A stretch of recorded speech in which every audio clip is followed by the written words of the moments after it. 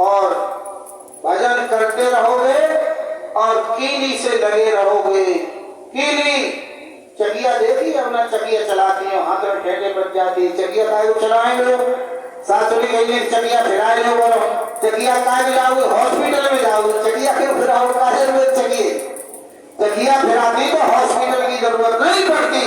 तो बाबा रामदेव ने बहुत से ऐसे आपको बताए हैं कि दोनों हाथ को पकड़ो और इस तरीके से घुमाओ, इस तरीके मांसपेशियां चलेंगी नहीं, क्रीम पाउडर लगा के बेड पे सोती रहेगी तो करोगी क्या, भजन भी नहीं करोगी, चाकी ना चलाओगी तो रोटी ना करोगी, मांग में टुकलिया आएगी तो कहेगी बैठो वाली बात 2 मिनट बाद करेंगे तब खाएगी। अम्मा सही बात है, बताइए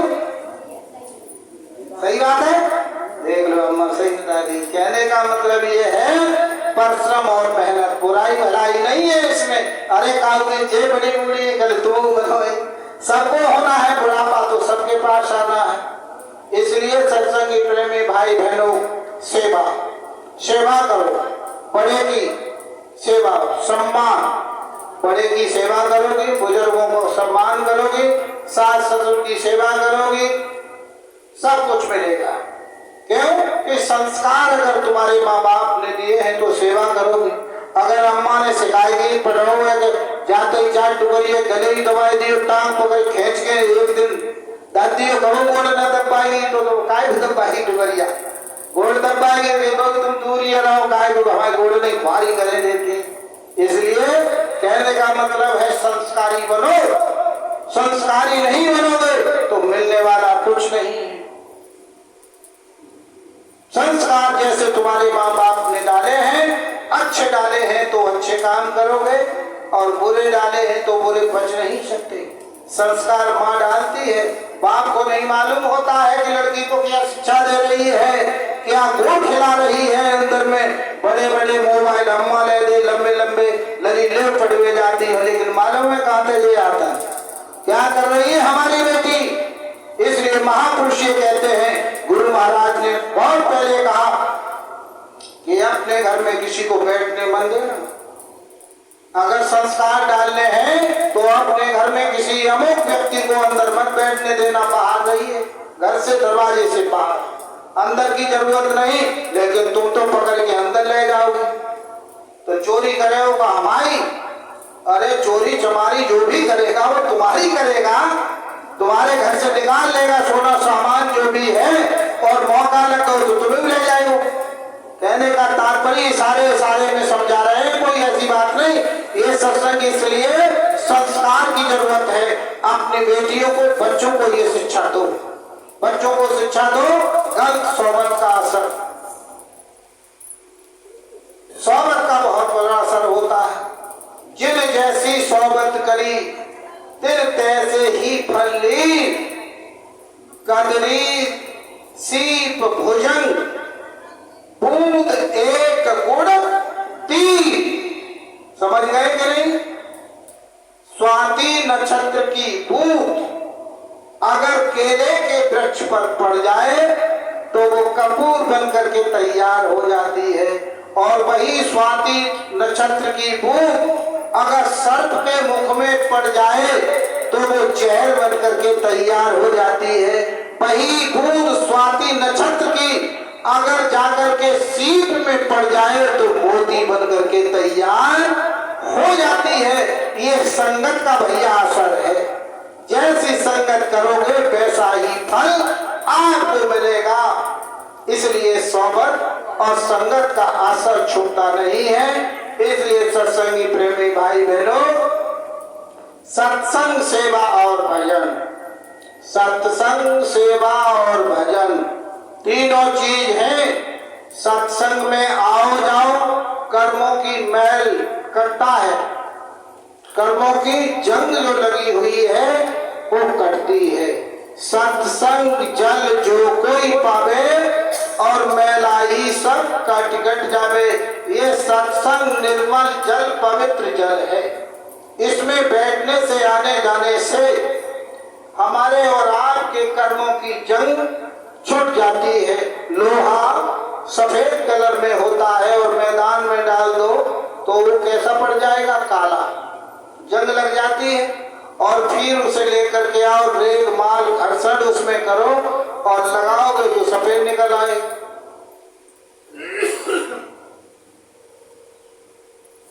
पानी कैसा होता है? स्वच्छ निर्मल। तालाब में देखा, चौमासे जब होते हैं, वर्षा हो जाए और वर्षा होने के बाद में उस तालाब में देखा क्या आ जाती है? उस पर काई जब आ जाती है तो जल कैसा है? बिल्कुल साफ है। और काई जब आ जाए ऊपर तो नीचे पानी दिखाई देता है? ना दिखाई, पानी दिखाई नहीं देता है। और अगर उसमें एक पत्थर मार दो तो उतनी देर को वो पत्थर पानी हट जाएगा, पानी सफेद दिखाई देने लगेगा। ऐसे ही हमारे और आपके जीवात्मा पर कर्मों की जंग लग चुकी है। कर्मों का आवरण, कर्मों का जखीरा इकट्ठा हो गया है इस पर, जिस जीवात्मा पर। इस कर्म जो भी कराता है मन कराता है, शरीर नहीं करता है।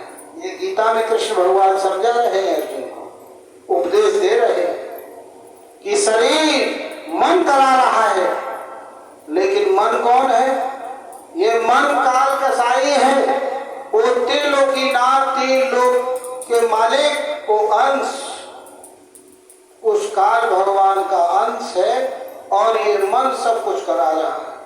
और मन के कहे अनुसार तुम चले, सत्संग में कभी नहीं आने देगा, बैठने नहीं देगा, फिर गुरु मिलेगा न वो परमात्मा मिलेगा। अगर कहे मन के अनुसार अगर मीरा चलती तो संत रैदास को नहीं पाती, और मन के अनुसार महापुरुष जितने भी हैं चलते तो कभी उस मालिक को नहीं पाते। तो मालिक के उस भगवान को पाने के लिए अम्मा घर में मायके गई, और मायके से जब आई तो रोए के आई। क्या रोए के आई? कि हमारे भैया रह गए, हमारे बाप रह गए, हमारी मम्मी अम्मा रह गई, हमारा सब घर बिछड़ गया, हम कहाँ जा रहे हैं? कल दूसरे के यानी अपरिचित घर के पास। हम नहीं जानते, लेकिन जाके अंदर साथ पड़ गए तो ऐसा नहीं जाता। साथ पड़ गए तभी तो जाते, लेकिन आगे गुण नहीं देख पाए, साथ ही तो डांटते ही हमें माँ बाप ने, लेकिन जानती नहीं थी, अपरिचित था। अपरिचित के साथ आपको विदाई देती। ऐसे ही जीवात्मा को यहाँ लाया गया उस काल भगवान ने और उस कुल मालिक ने, और काल भगवान के हवाले हमें किया, और काल भगवान ने ब्रह्मा विष्णु के हवाले हमें किया। तो हमारे लिए तो अपरिचित थे, हम नहीं जानते, और उन्होंने ला करके हमें यहाँ खड़ा कर दिया। इस मृत्यु लोक में यहाँ संरचना हो गई और यहाँ मारे फिर रहे, भटकते फिरते। लेकिन आज तक वो भगवान नहीं मिला, ला करके तो हमें खड़ा कर दिया, लेकिन हम उसको याद करते हैं, सत्संग सुन रहे, भजन करते हैं कि हे मालिक, हे परवरदिगार, हे मेरे खुदा, हे मेरे रहमान, हे मेरे मालिक, हे गुरु महाराज, तुम कहाँ मिलोगे? तब तुम ने गौ अगर बहू ने एक झटका दे दो, एक छाक रोटी दी तो क्या कहती है? अब तो जाते अच्छो हमारी मट्टी बटोर ले। क्या कहोगी? मट्टी बटोर ले। क्यों? और अगर साक्षात वो आ जाए और कोई अम्मा चलो तो तुम चली जाओगी? नहीं, क्योंकि नाती रह जाता, घर रह जाएगा, जाओगी नहीं। लेकिन झूठा प्रपंच देखिए, यहाँ आकर के काल माया के देश में झूठा खेल रचाया जा रहा है, सब झूठ। यहाँ सत्संग सुनने के लिए आए और यहाँ जाने के बाद में सब कान से निकाल देंगे। और अगर इसमें से इसका अनुसरण थोड़ा भी कर लो, 15 मिनट 10 मिनट भी बैठ जाओ साधन भजन पर, तो तुम्हारा काम नहीं बन जाएगा। लेकिन ये सुंदर चेहरा मोहरा जो आईने में देख रही हो, आईना दर्पण में, शीशे में हम कितने सुंदर लग रहे हैं, क्रीम पाउडर लगा के, हमसे सुंदर दुनिया में नहीं है, लेकिन ये अब मिलने वाला नहीं है। धोखे में मत रहना। क्यों नहीं मिलेगा? इसलिए नहीं मिलेगा कि उसने जो रील डाल दी हमारे और आपके बीच में, कैमरा चल रहा है गुरु महाराज का।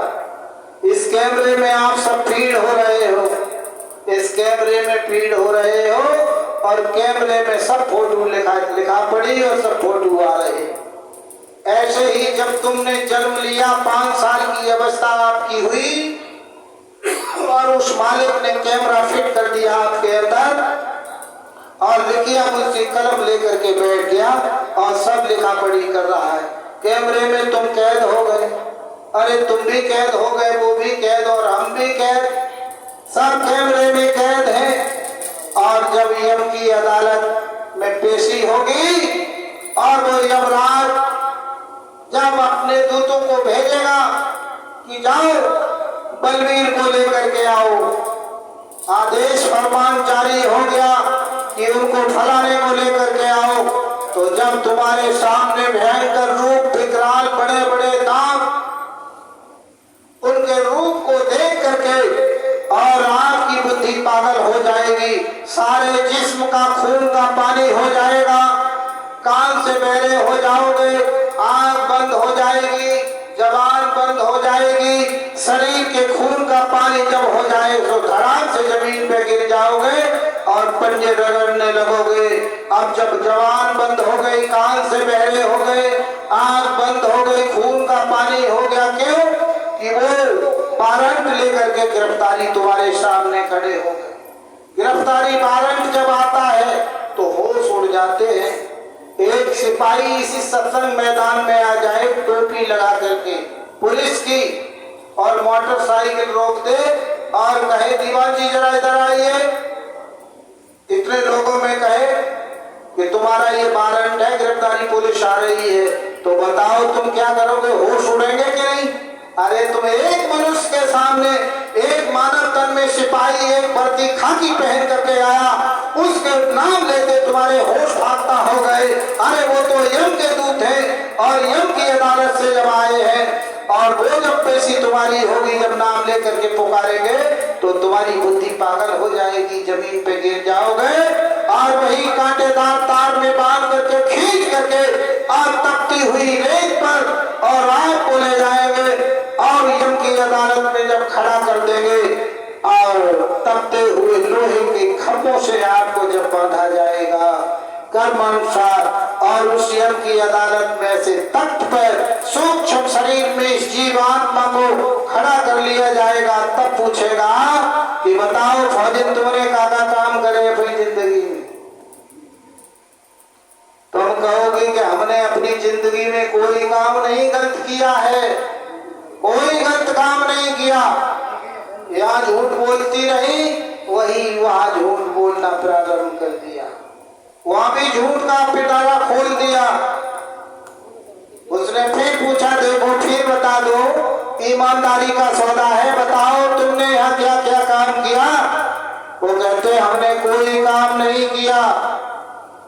अरे अगर जिंदगी है गई, पति ने पत्नी को नहीं बताई, पत्नी ने और पति ने पत्नी को नहीं बताई कि हमने अपनी जिंदगी में क्या क्या काम किए, का बताओ दीवान जी तुमने पूछा अपने घर में?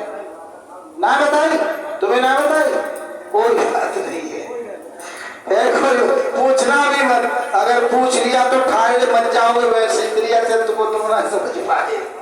कहने का तात्पर्य है अब यहाँ अरे तुम्हें कहा बता देंगी, उनके दिल की खोजना को कौन बता सकता है?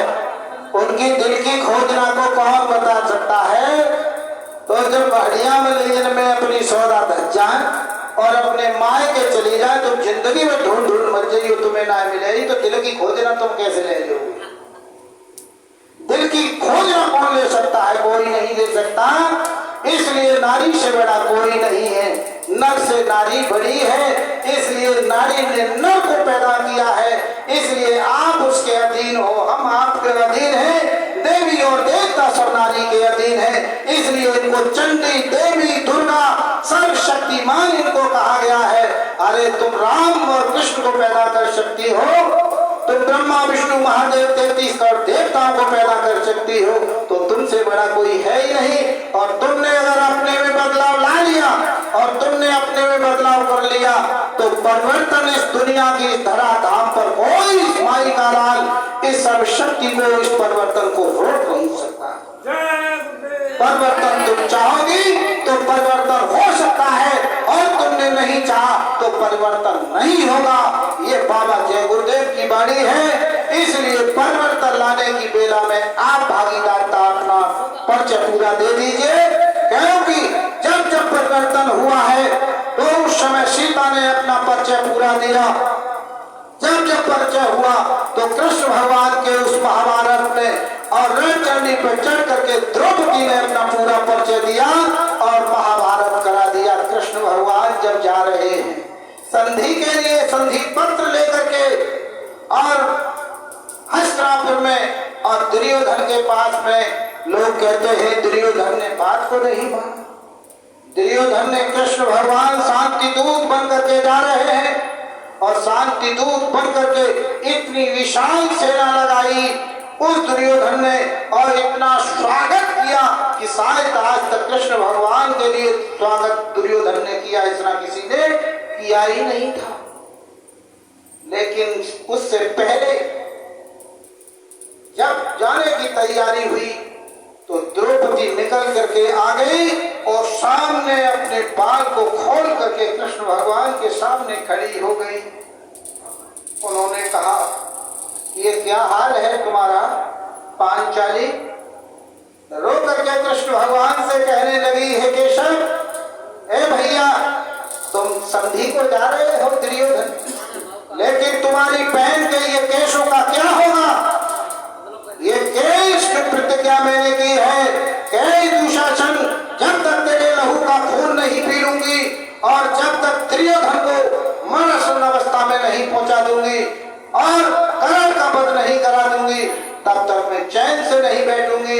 ये महाभारत मैं कराऊंगी। ये कृष्ण भगवान से कहा, भैया इन केसों का क्या होगा? तुम जातो संधि को रहे हो।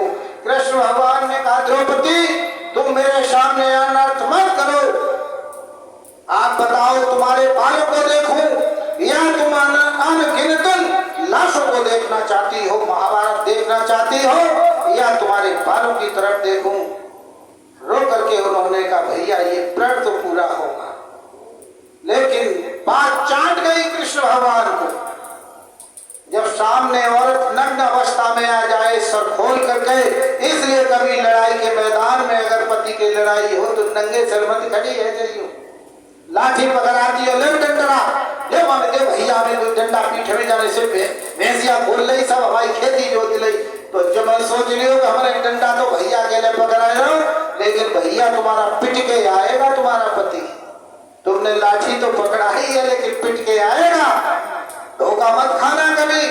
इसलिए भाई भाइयों में इतना बैर ठीक नहीं होता है। कभी लाठी डंडे मत पकड़ाना, जहां तक हो सके तो द्रौपदी बनने की कोशिश मत करना।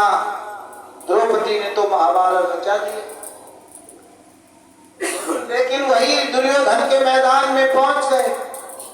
इतना सब स्वागत किया, सब कुछ करने के बाद में और कृष्ण भगवान की बात दुर्योधन पूरी मानने के लिए तैयार, संधि करने के लिए, और कहा कि आज के सब जो मांगोगे वही दे दूंगा, और तुम अगर हस्तिनापुर का राज पांडवों के लिए मांगोगे तो मैं हस्तिनापुर का राज पांडवों के लिए दे दूंगा। ये सब दुर्योधन ने कहा। लेकिन चंडी तो सामने खड़ी हो गई थी आकर के, और दुर्योधन ने कहा कि मैंने तुम्हें सब व्यंजन तैयार कराए हैं, हे केशव अब भोजन की तैयारी करो। कृष्ण भगवान कहने लगे, दुर्योधन मैं तेरे यहाँ भोजन नहीं कर सकता। जैसे ही ये कहा कि दुर्योधन तेरे यहाँ भोजन नहीं कर सकता, मैं अपनों के यहाँ भोजन करूंगा, या तो पांडवों के यहाँ भोजन करूंगा या तो विदुर के यहाँ भोजन करूंगा जाकर के। जब इतनी बात दुर्योधन ने सुनी, दुर्योधन के आग लग गई कि मैं तो इनको पूरा राज देने के लिए तैयार था, संधि के लिए। कृष्ण भगवान संधि करने के लिए नहीं, लेकिन महाभारत कराने के लिए आए। लेकिन दुर्योधन पलट गया, महाभारत हो गया। किसने करा दिया? एक द्रौपदी ने। तो माताओं बहनों, द्रौपदी मत बनियो, मत बनो। और अगर तुम द्रौपदी बनना चाहते हो तो सतुत की रक्षा करो, अपने सतुत की रक्षा करो। और जब तुम अपने सतुत को फिर भी किसी के हवाले नहीं रखोगे और अपने सतुत्व के बल पर तो महाभारत को रोक सकती हो, तुम अपने पति को रोक सकती हो, तुम अपने भाई को रोक सकती हो, तुम परिवार को बनने से बिगड़ने से बचा सकती हो, और कोई ताकत नहीं, और कोई ताकत नहीं। अगर किसी से प्रेम हो जाए तो प्रेम के आधार पर समझाओ, बुझाओ, रास्ता दे, मान जाए तो ठीक, लेकिन इस तरीके से नहीं कि लाठी डंडा पकड़ा दिए युद्ध के मैदान में जा भैया भैया मार डाल, ऐसा काम ठीक नहीं। इसलिए सत्संगी प्रेमी भाई बहनों, आगे कुदरत का बहुत बड़ा खेल होगा, महाभारत होने की तैयारी, और रण देखना है तो तुम उस मैदान को भी नहीं देख पाओगे, क्योंकि युद्ध तो 18 दिन तक चला था। कितनी माताओं के सिंदूर उड़ गए और कितनी देवियों की गोदियां खाली हो गई, लाशों पर पड़ी थी, बिलख बिलख करके चीख चीख करके कह रही थी कि तुम मुझसे कुछ कह भी नहीं गए, और रण में जूझ गए, मर गए, सब कुछ ये सब हुआ। वो 18 दिन का महाभारत था, और अब की बार जो युद्ध होगा वो 18 मिनट का होगा, 18 मिनट का। 18 मिनट में तुम दिखाई दोगे, दुनिया दिखाई देगी, बारूद के ढेर पर सब बैठे हुए यूं खाक हो जाएंगे। तब क्या लिखा है गुरु महाराज ने कि जागो जागो दुनिया वाले, सतयुग आने वाला है, और डम डम डम डम महादेव का डमरू बजने वाला है। क्यों कि संहार करता शंकर है, पालन करता विष्णु है, और सृष्टि की रचना करने वाले ब्रह्मा है। इसलिए तीनों को काम बांट दिए। ब्रह्मा ने आपको पैदा कर दिया, उत्पत्ति कर दी, विष्णु भगवान ने आपका पालन पोषण किया खाने पाने के लिए, और जब आपके अधर्म से गिर गए, धर्म से गिर गए, अधर्म के रास्ते पर चलने पड़े, तो अब शंकर को ये चिंता हो गई कि इसका विनाश कर दो। इसलिए बाबा जी ने लिखा कि जागो जागो दुनिया वाले, सतयुग आने वाला है, और डम डम डम डम महादेव का डमरू बजने वाला है। नेत्र तीसरा खोते ही शिव तांडव रास रचाएगा, और खंड खंड इस वसुंधरा का त्राहि त्राहि कर जाएगा। मानव की क्या पेश पड़ेगी, दानव दल घबराएगा, मानव दानव इस दुनिया में करने का फल पाएगा। डग डग डग मगा उठेंगे पर्वत भी भूचालों से, दिग दिगांत कप कपा उठेंगे भोले की हुंकारों से। ये पृथ्वी कंपायमान हो जाएगी, डग डग ऐसे हिलेगी, ऐसे ऐसे हिलना शुरू, जिसको भूकंप कहते हैं, भूकंप। और जब भूकंप के झटके आएंगे ये पृथ्वी ऐसे हिलेगी। ये क्यों हिल रही है पृथ्वी, ये भूकंप क्यों आ रहे हैं कि अब ये सहन नहीं कर पा रही है। हमने और आपने जो काम किए हैं वो अब सहन नहीं कर पा रही है, इतने अनैतिक कार्य हो गए। बताइए, पूर्ण यौवन पर इस समय कलयुग है, माँ और बेटे के संबंध अवैध हो गए हो, बहन और भाई के संबंध खराब हो गए हो, बहू और ससुर के संबंध अवैध हो गए हो। आप बताओ ये पृथ्वी अब कैसे रुकेगी। ये पृथ्वी चीख रही है, चिल्ला रही है, और उस मालिक से प्रार्थना कर रही है कि हे मालिक, हे परवरदिगार, मैं अब इस बोझ को नहीं सहन कर सकती। ये धराधाम पर जो लोग आए, अवतरित किए, मैंने अपने घर में इनको पाला पड़ोसा, सब कुछ दिया, और ये मेरे ऊपर ही ये सब काम कर रहे हैं। इसलिए ये पाप के बोझ से बोझिल हो गई है। इसलिए ये पृथ्वी उस मालिक से मांग रही है कि मुझे मुक्त कर दो, और अगर तुमने मुझे मुक्त नहीं किया, मुझे रास्ता नहीं दिया, तो मैं वादा करती हूँ उस परमात्मा से, और ये कहती है कि मैं ऐसा ज्वालामुखी का विस्फोट करूंगी, ऐसा लावा उगलूंगी। बस बैठ जाओ, पैर मत छुओ, कोई पैर नहीं छुए बाबा जी के अलावा, क्योंकि मेरे घुटनों में दर्द बड़ी मुश्किल से सही कर पाओ। 6000 रुपया खर्च करे, लेकिन तो घुटनों का दर्द बंद ना हो, देखो पहले भी आए, लेकिन हम 2 दिन रोए बहुत ज्यादा मालिक के सामने में, मालिक हम गुरु महाराज का काम कैसे करेंगे, इस मिशन को पूरा कैसे करेंगे। लेकिन मालिक की ऐसी असीम दया हुई, ये घुटनों का दर्द अपने आप बंद हो गया, दया हो गई। लेकिन 6000 खर्च करे ना बंद हो। रुपये से कोई काम चलता है, रुपये से अगर प्रेम खरीदो तो भाई बाजार में हाट में भी कह करके गए थे नहीं मिलेगा, लेकिन दया से और उससे कोई बात नहीं। भागवत सुना तो रहे, बैठ जाओ। हाँ सुना रहे, इनको प्रसाद दे दिए।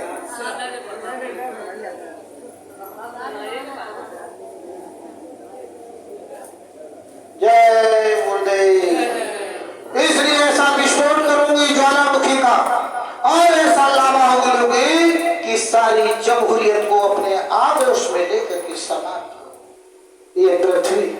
इसलिए सत्संगी प्रेमी भाई बहनों, आगे परिवर्तन की बेला में आप लोग शरीक हो जाओ। ज्यादा समय नहीं लेंगे, भैंसियां तुम्हारी प्यासी बनी हुई, चारे वाले के लिए परेशानी, ज्यादा समय नहीं, बहुत हो गया, 4 घंटे हो गए।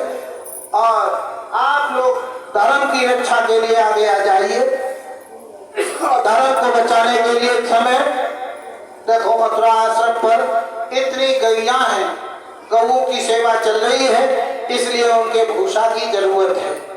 गुरु महाराज ने ये कहा था कि देखो गऊ को तो मैं बेचूंगा नहीं, और मेरे आश्रम पर अगर गैया हैं और मैं अगर किसी ने नहीं दिया तो झोली फैला करके निकल जाऊंगा, सबसे भीख मांग लूंगा, लेकिन गऊओं को भूखा नहीं रखूंगा। इसलिए तुम्हें गऊओं की सेवा करनी है। गुरु महाराज तो शरीर छोड़ करके चले गए अपने धूमधाम, और तुम्हारे सारे उन गऊओं को छोड़ करके गए हैं। इसलिए स्वामी जी महाराज ने एक बार एक बछड़ा बेच दिया, बछड़ा बेच दिया गुरु महाराज। एक बछड़ा किसी किसान ने कहा तो उस बछड़े को दे दिया, और बछड़े को लेकर के चले गए। तो बछड़ा ने उसी दिन से अन्न जल सब छोड़ दिया, खाना पीना सब छोड़ दिया, और उस बछड़े ने कुछ नहीं खाया। जब कुछ नहीं खाया, कई दिन हो गए भूखा और प्यासा, स्वामी जी महाराज ने मंच पर बैठ करके कहा, बच्चा जो बछड़ा तुमने दे दिया है उस किसान को उस गाय के बछड़े को लेकर के आ जाइए, और कुछ नहीं खा रहा है, भूखा प्यासा तड़प रहा है, रो रहा है, वो बछड़ा रो रहा। और जब लोगों ने जाकर के देखा तो उस बछड़े के नैनों से अश्रुधारा बह रही थी, गाय का बछड़ा रो रहा था। गुरु महाराज ने कहा उस बछड़े को लेकर के आइए, और बछड़ा ला करके गैयों के बीच में कर दिया, पानी पिया और भोजन उसने लिया। तो गुरु महाराज ने उसी दिन प्रण किया कि आज के बाद गाय का बच्चा, सांड या गाय कोई नहीं बेची जाएगी इस आश्रम से, क्योंकि ये बगैर गुरु के नहीं रह सकते। अरे तुम बगैर गुरु के नहीं रह सकते तो गैया बछड़ा बगैर गुरु के रह सकते हैं? तो बताओ, गऊओं के लिए आप भोजन के लिए जो सेवा गऊ सेवा निकल रही है, भूषा सेवा आप लोग देने के लिए तैयार हैं, तो गुरु महाराज का कैमरा लगा हुआ है, इसमें फीड हो जाए। बताओ गऊ सेवा कौन कौन देगा? जरा हाथ उठाइए, कौन कौन देने के लिए तैयार है? नहीं दोगी? देना तो पड़ेगा। अरे चाहे 1 रुपया दो, चाहे 10 रुपए दो, 5 रुपए दो, लेकिन ऐसे हाथ मीस के क्यों बैठ गई? तुमसे क्या मांगा? कोई दौलत मांगी, कोई हार मांगा?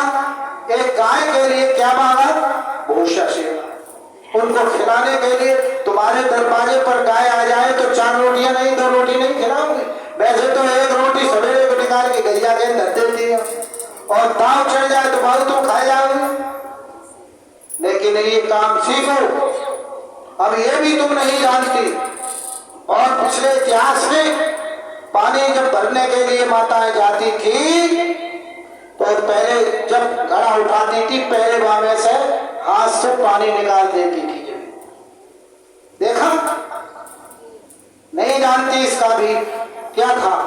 और कभी रोटी करती हूँ, जब भोजन बनाने जाती तो एक तरफ जब बना के तैयार आटा गूंद करके लगा दिया, तो एक तरफ से निकाला और एक कुन्ने पर लगा दिया काट के। इसका कारण जानती हूँ? नहीं जानती।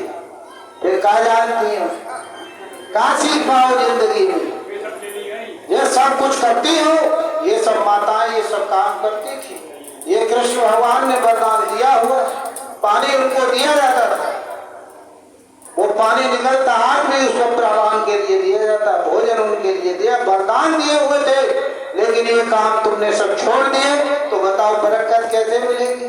बरकत कैसे मिलेगी? इसलिए बरकत तुम्हारी चली गई।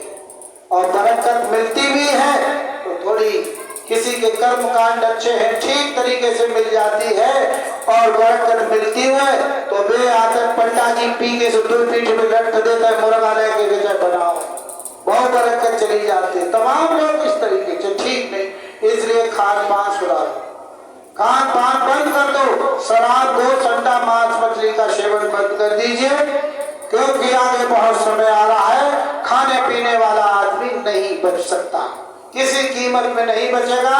नातेदार रिश्तेदारी में जहां तक तुम्हारी आवाज पहुंचे, जहां तक तुम्हारा कहना माने, उनसे छुड़वा दो ये, क्योंकि जब युद्ध लगेगा और परमाणु आयुध परमाणु हथियार चलेंगे, मिसाइलों का जखीरा जब चलेगा तो बैक्टीरिया फैलेगा, सबसे पहले उन्हीं को अटैक करेगा और पहले वो खाने पीने वालों को पकड़ेगा और बैक्टीरिया ऐसे ही ठन करेगा और सोते हुए रजाई में मुंह ढक के सोए रहे तो सवेरे मरे धरे मिलेंगे, तुम उठाइयो और कोई भैंस को सानी सान दे, लेकिन भैंस को तो मरे धरे सान है वो। इसलिए सत्संग की प्रेमी भाई बहनों, अब ज्यादा समय नहीं लेंगे, इसलिए अब हम अपनी बाड़ी को विराम देते हैं।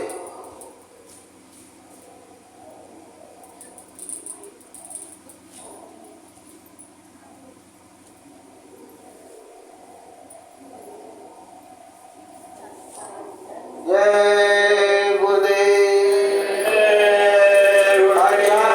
अच्छा जी बताओ, तुम्हें और समय है 10-20 मिनट हो? अच्छा किने किने समय तो हाथ उठाइए तो, अरे ने समझ नहीं है, सबको कोई बात नहीं है।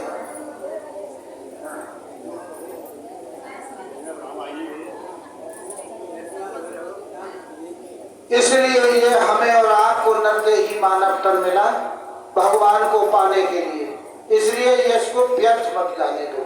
शाम को अब ये सत्संग सुन के जा रही हो तो शाम को अपने कूलर पंखा जो भी है लगा लो, नहीं है तो हवा में चौड़े मैदान में छत पे लेटते हो तो छत पे एक आध में, और बगल में अगर बच्चा लेटा लिया है तो बच्चे को सुला दो, सो जाए। उसके बाद में 10 मिनट 15 मिनट के लिए आप अपने मूड को बदल दो, अपने दिल और दिमाग को बदल दो। लेकिन तुम्हारा दिमाग सत्संग सुनने के बाद अपने मायके में भाग जाए तो वहां बातें कर फोन में लेगी 15 मिनट 8 घंटा 1 घंटा भाग अगर तुमने लगाओ तो मम्मी ऐसी बातें कह देगी या भाभी ऐसी बातें कह देगी, पूरी रात टेंशन में ही रोती रहो। इसलिए फोन बंद कर, कम करना करो, फोन को कम किया करो, किसी से करो कम बात, ज्यादा नहीं, सीमित बात, क्योंकि मन से दुर्चिंता आ रही है और लोग गलत तरीके से लोगों को भर रहे हैं। हमारी बहू बहन बेटियों को भरते हैं। अगर मायके वाले लोग हैं तो घर में बहू है तो उसको बच्चे ऐसे कर देते हैं कि घर को नस्ताबूद कर देते। माँ करती है, कोई दूसरा नहीं। माँ घर को बिगाड़ने वाली होती है तो उस मायके से माँ बिगाड़ती है, घर को दूसरा कोई नहीं बिगाड़ता। माँ बिगाड़ती है, चाहे तुम्हारी तो बेटियां होंगी, और अगर माने रोए के करते एक उंगलियां टच करते हैं, एक भी उंगली, लेकिन एक दृष्टांत इसी में आता है। एक बेटी, मैंने इसी नेट पे देखा, एक बेटी और पति दोनों प्रेम से रह रहे, प्रेम से। पति अपनी पत्नी से कहता है कि तुमने शीला, तुमने हमारी शर्ट पर प्रेस कर दी। वो कहती है कि तुम प्रेस की 24 घंटा लगाए रहते हो, हम बच्चों की देखें कि तुम्हारे लिए भोजन की तैयारी करें। तमाम तरीके की बातें उसने सुनाना अपने पति को कर दिया। उन्होंने कहा मेरा जॉब है और ड्यूटी पे मैं जा रहा हूँ, प्रेस तुमने नहीं की। तो बड़े जोरदार तरीके से अपने पति पर हमला करती है और कहती है मैं नहीं कर पाऊंगा। वो कहता है ऐसी बात नहीं है, बड़े प्रेम से समझा रहा है, लेकिन जब नहीं मानी, भाग करके मैं ये करूंगी वो करूंगी, तो आया पति इनका एक मारूंगा। हाथ उठाया, मारा नहीं, हाथ उठाया तो रोने लगी और वो भूखा, रोटी भी नहीं खाई, प्रेस भी वही कपड़े पहन करके और अपनी नौकरी को चला जाता है जॉब के लिए। इधर अपनी मम्मी के लिए फोन कर देती है, माँ मैं घर आ रही हूँ, अपना बैग मैंने तैयार कर लिया, मैं घर आ रही हूँ। और आज उन्होंने मुझ पर हाथ उठा दिया। उन्होंने कहा अच्छा, हाथ उठा दिया तुम पर, किस लिए? अरे कि प्रेस नहीं कर पाई और इस तरीके से। माँ कहती है ठीक है, बैग लेकर के तुम घर पे आ जाओ, हम देखते हैं वो कैसे हाथ उठाते हैं। और ये बात चल ही रही थी, तब तक वो लड़की के पापा आ गए। उन्होंने कहा ठहरो जरा, फोन लाओ। फोन लिया, बेटी क्या बात है? वो कहने लगी पापा आज हमने मुझ पे हाथ उठा दिया। बेटी हाथ उठाया लेकिन मारा तो नहीं है। पिता कह रहा है बेटी से कि मारा तो नहीं। हाँ मारा नहीं है। पिता अपने बाप से कह रही है कि पिताजी मारा नहीं है पापा जी, कि हाथ उठाया तो घर पे मैं आ रही हूँ। तो बेटी घर पे मत आओ। तो नहीं अब नहीं रुकूंगी। माँ ने कहा आ जाने दो। उन्होंने कहा ठहर जाओ बेटी, मेरी एक शर्त है, तुम घर से बैग उठाओ और सामान अपना पैक करके घर पे आओ, और तुम्हारे मैं कोर्ट में जा रहा हूँ तुम्हारे तलाक के कागज तैयार करवाने के लिए, कागज तलाक के बनवा रहा हूँ, बताओ आओगी? उन्होंने कहा तलाक के? जब तलाक का नाम लिया तो उस बेटी के होश उड़ गए कि मैं तुम्हारे कागज इधर तैयार करा रहा हूँ, तुम घर पे आ जाओ। तो बेटी रोक गई, माने कि तलाक को नंबर आएगा तो हाथ उठाओ ना, मारो ना। मम्मी ने कह दिया आएगा, पापा कह रहे तलाक के कागज।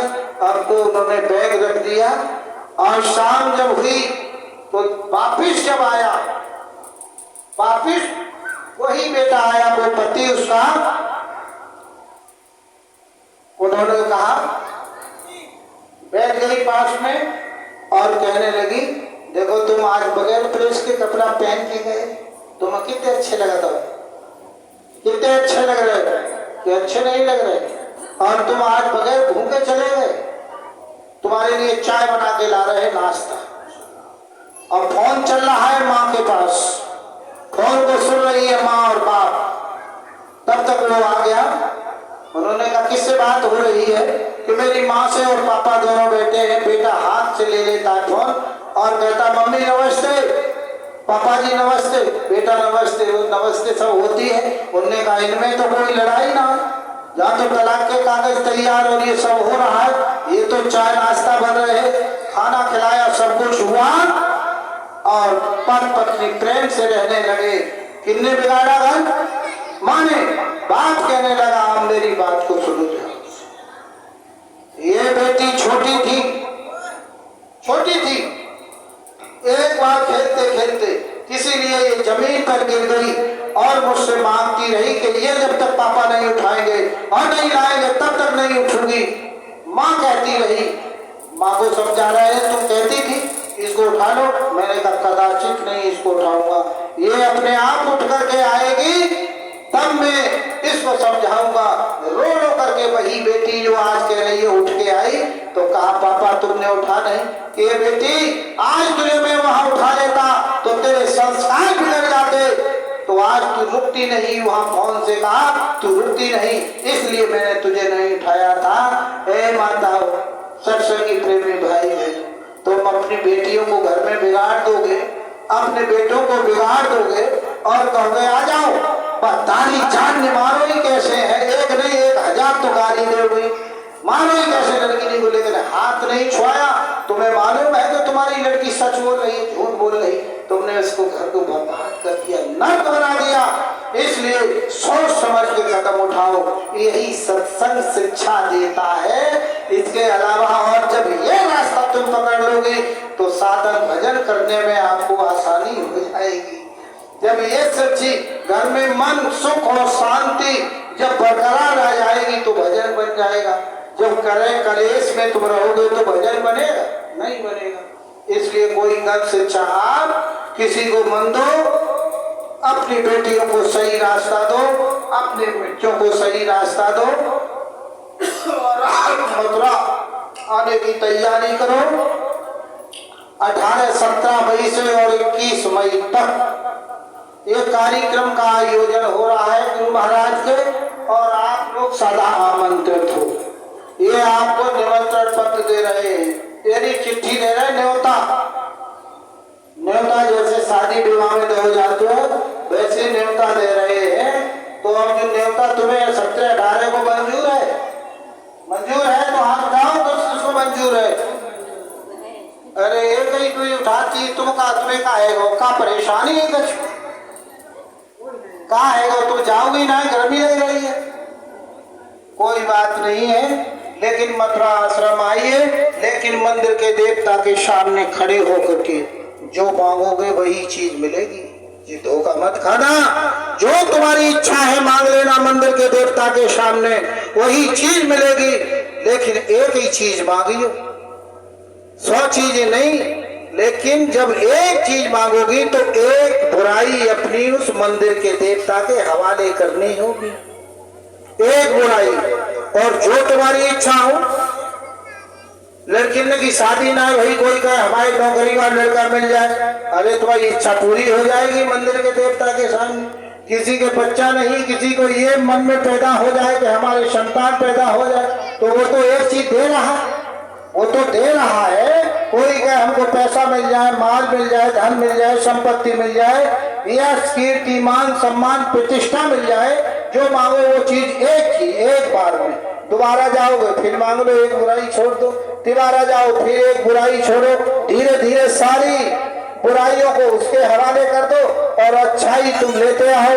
और जब धीरे धीरे बुराइयां उसके हवाले कर दोगे और अच्छाइयां ले लोगे तो एक दिन तुम देवी बन जाओगी। कौन सी देवी? वही जहाँ पे आज झंडा लेके गए वही देवी। वो संकल्प तुमने पूरा कर दिया उस देवी का। तुमने ये वादा किया कि मेरी ये कामना पूरी हो जाए तो हे देवी मैया, हे देवता, हम तुम पे नेजा चढ़ाएंगे, नेजा।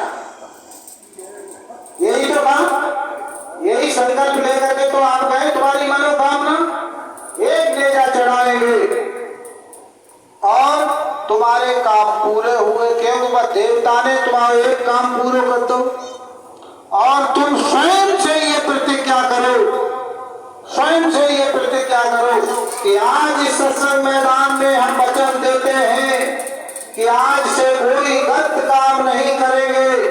हे मालिक, मेरे ऊपर दया कर दो, मैं साधन और भजन करूंगा और मेरे कर्मों की ये जंग, मेरे कर्मों की इकाई की सफाई कर देना और ये मानव तन मुझे दोबारा प्राप्त हो जाए। तो मालिक आपकी सुन लेगा, आपकी मनोकामना पूरी कर देगा।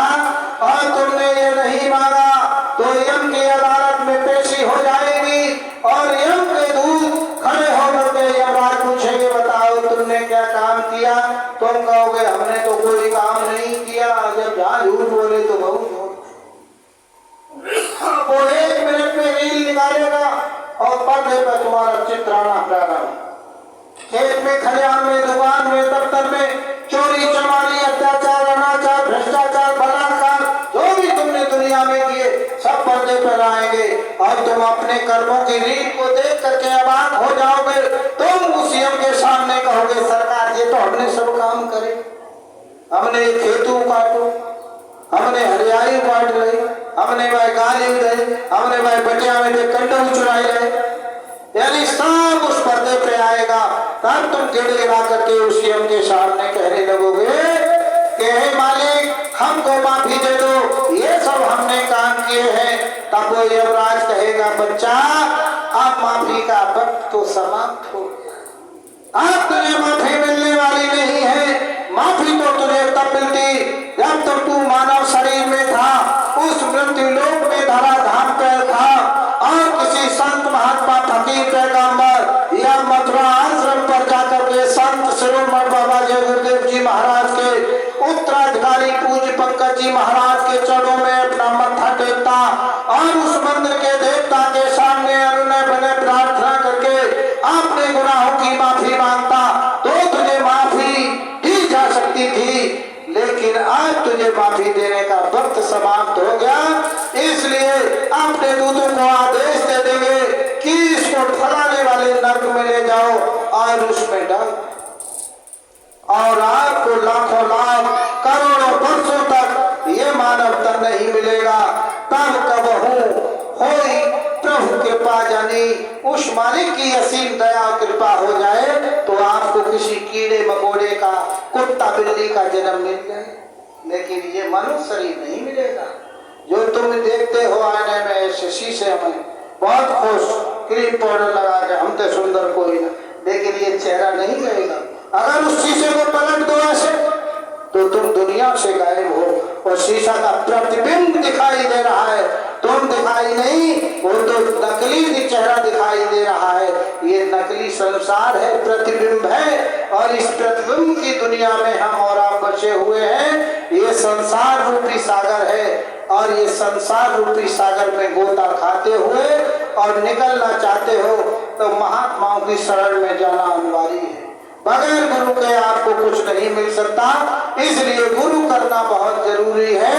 गुरु करो जान के और पानी पियो छान के, लेकिन उल्टा है, गुरु करो छान के और पानी पियो जान के। गुरु छान के करना चाहिए, छानबीन पूरी कर लो कि ये पहुंचा हुआ गुरु है, कोई पैसा ही तो ठोक यानी ठगिया तो ना है, और पानी जान के पियो। अगर तुम्हें काऊ ने गंदे नाले को पानी दे दो तो तुम पी लोगे, नहीं पियोगे, तो जान बूझ करके, इसलिए ये सब काम जान बूझ के देखो, जाकर के परीक्षा लो मंदिर पे आश्रम में। अगर गुरु महाराज तुम्हारी मदद कर दे तो जय गुरुदेव को मानो, तुम्हारी मदद न करे तो कभी मत मानो, कौन कहता है। इसलिए सत्संगी प्रेमी भाई बहनों, 17 तारीख से और 21 तारीख तक का कार्यक्रम है, और भूषा सेवा और गल्ला सेवा जो भी तुम्हारे गांव से घर से जाती हो, 1 बोरी 2 बोरी अपने निकाल के रख देना। और यही समय जब आएगा जब भुखमरी के कगार पे खड़े हो गए तो ये तुम्हारा गल्ला वहां जमा होगा, यही तुम्हें बचा करके ले जाएगा, ये अन्न का दान यही बचाएगा। इसलिए 1 बोरी 2 बोरी जो देना चाहते हो अपनी सेवा निकाल के रख देना, और भूषा सेवा आप निरंतर देना। और यहाँ न्याय पंचायत के रजिस्टर हैं, न्याय पंचायत स्तर के, ब्लॉक अध्यक्ष ब्लॉक के स्तर के और जिला स्तर के जो रजिस्टर हैं, ये लोग आएंगे आपके बीच में, अपनी सेवा लिखवा देना। अब देखो समय पूरा हो गया और इन्हीं शब्दों के साथ में हम अपनी बाड़ी को विराम दे रहे हैं। और भैया इसको आइए और इसको जलाइए और अपनी बाड़ी को विराम देते हुए, और अगर कोई शब्द हमारी माता बहन जितनी बेटी सत्संग प्रेमी भाई बहन